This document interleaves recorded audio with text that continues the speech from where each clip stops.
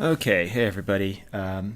So in this video, I'm going to talk a little bit about the different installation options that are available through ClanQuest mod. Um, so I have another video that describes how to actually install the mod. This video is just sort of talking about the installation options, what they do, why you might want to pick one or not pick another one, and how they interact with each other. Um, so I assume that you've otherwise gotten the mod installed or just are looking for information about this. So in this instance, I've got the installer already running. You can see here I'm on the screen that sort of asks you which additional mods or components you want to install. And let's just go down the list here.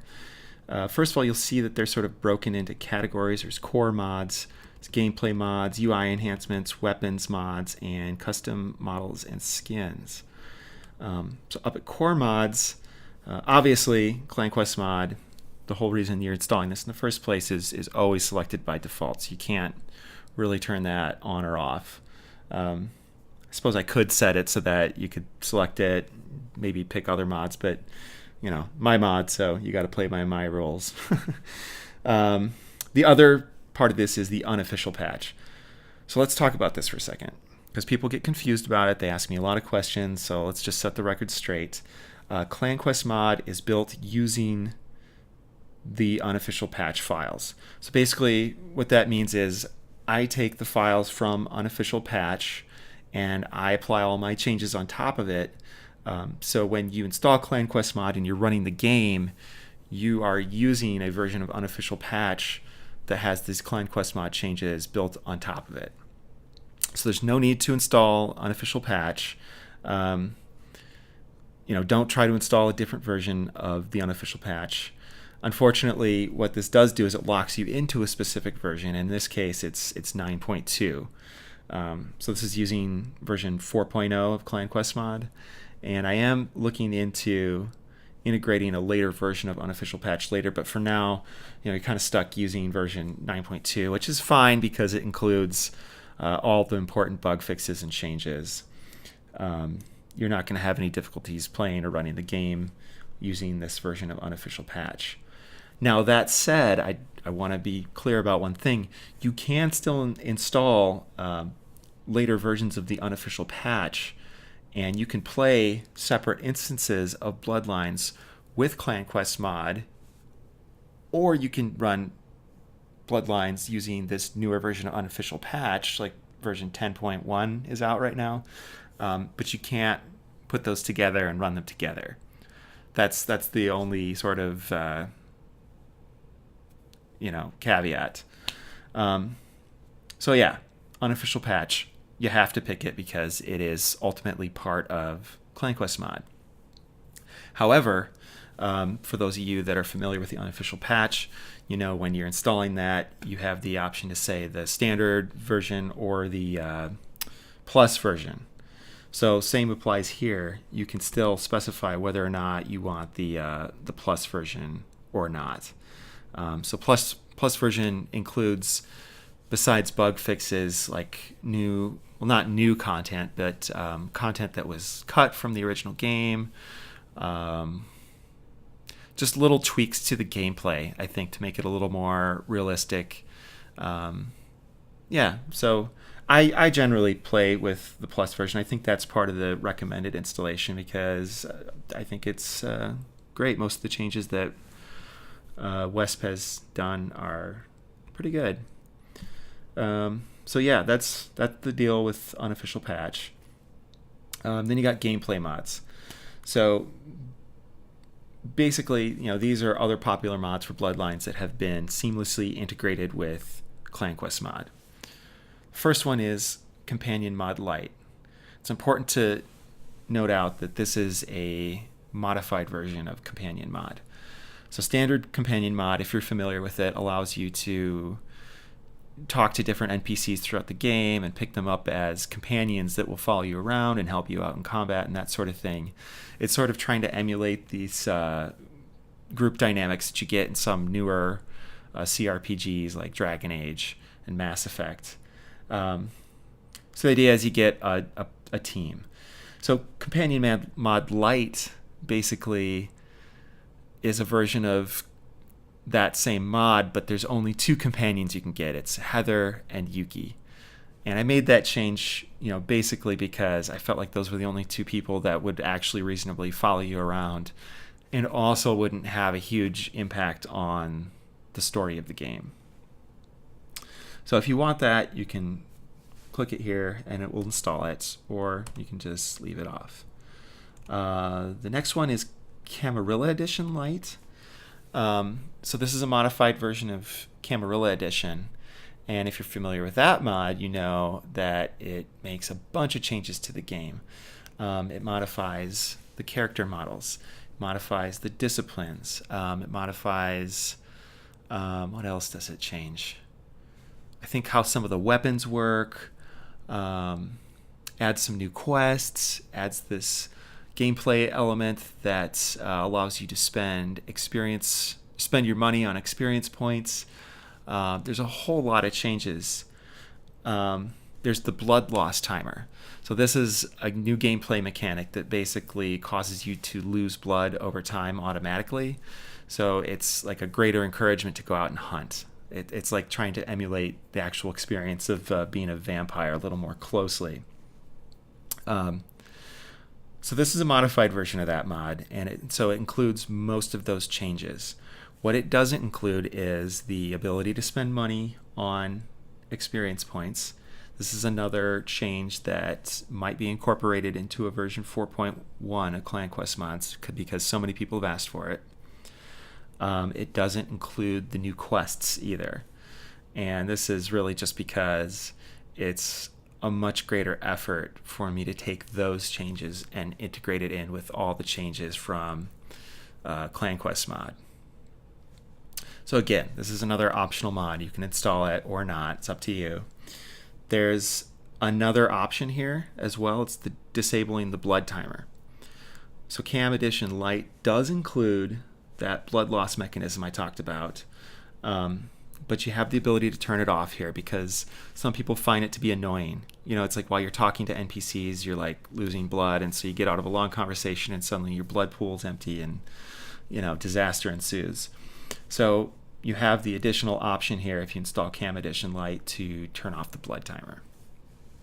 That is a new feature in Clan Quest Mod 4.0.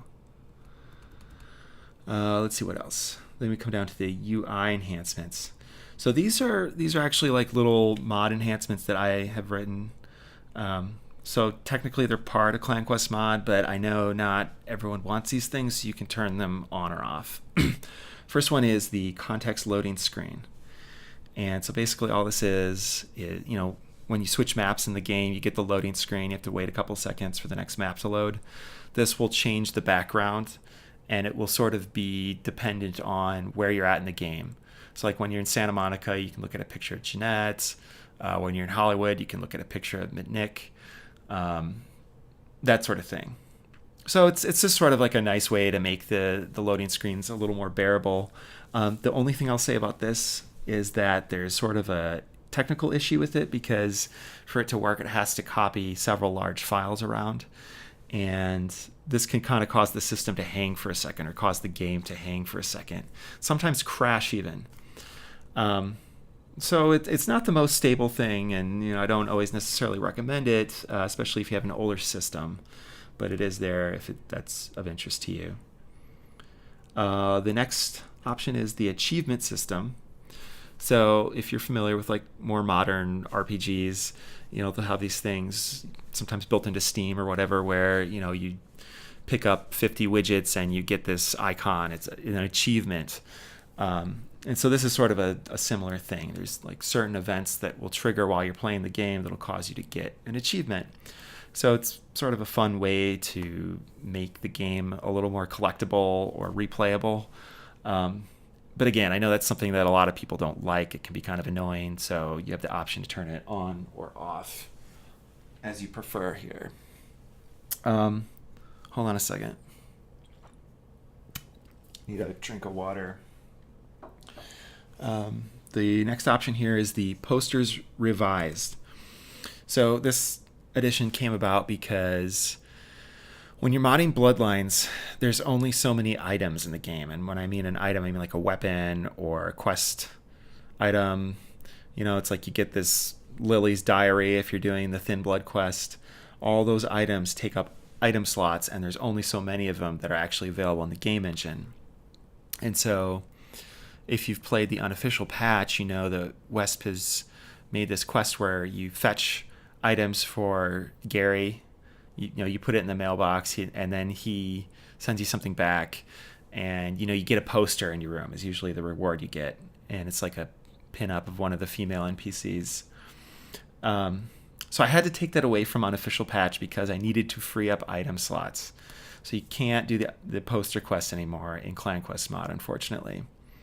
What this does is basically it brings back the posters. They just appear automatically as the story progresses. So if you like that, you can install it here. It doesn't really make, a huge impact on the game.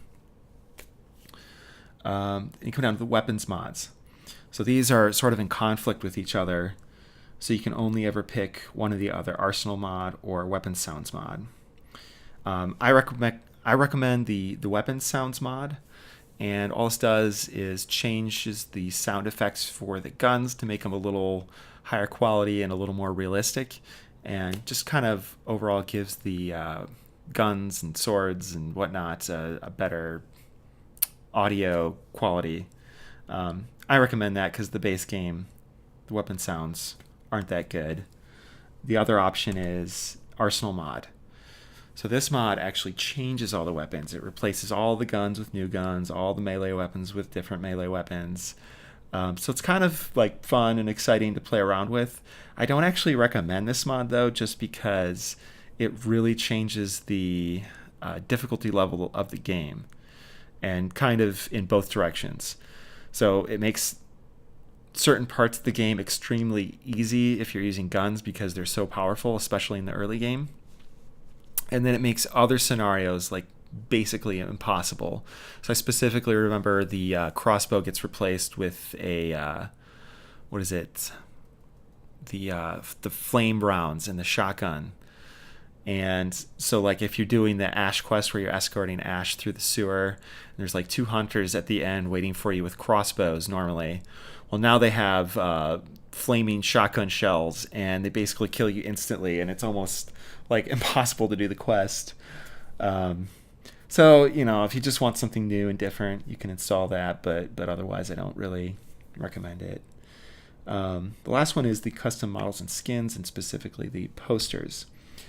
So ClanQuest Mod installer used to have a bunch of custom skins, and I took most of those out of the installer just because a lot of people actually complained because A, it was too many options in this installer, and B, like a lot of the skins weren't like particularly good. So I just got rid of most of them. I kept this one, the posters skin, and what this does is it changes the posters in the aforementioned posters revised module with some like fan art. So it's like a semi-photographic realistic picture of like Vivi. It's like a pin-up of Damsel. So it's just sort of like a fun twist on the posters that you get in your Haven or whatever. So yeah, that's all the options that are available through the ClanQuest Mod installer. So yeah, definitely feel free to use this to make a customized and unique Bloodlines experience, and I hope you enjoy the mod. If you have questions, feel free to post below and do all the YouTube things like subscribe, all that good stuff. And I'll see you next time.